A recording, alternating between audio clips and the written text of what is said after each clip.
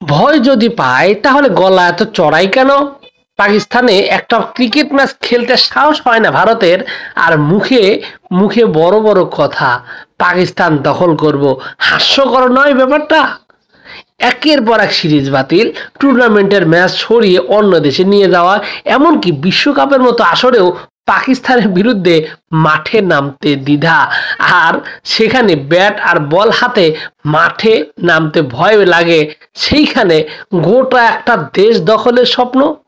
কিসের এত দম্ভ, কিসের এত অহংকার? আসলে সাহস গলার শব্দে নয়, সাহস মাঠের খেলায়, সাহস যুদ্ধক্ষেত্রের সাহসে। পাকিস্তান যদি সত্যি ভয় পেত তাহলে কি এত আত্মবিশ্বাস দেখাতো?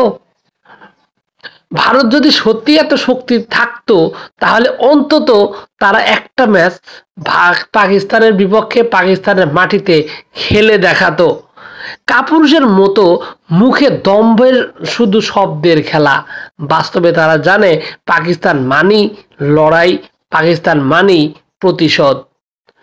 পাকিস্তানের কারো দয়ার উপরে বাঁচে না, পাকিস্তান নিজের সাহসের উপর দাঁড়িয়ে আছে, দাঁড়িয়ে থাকবে।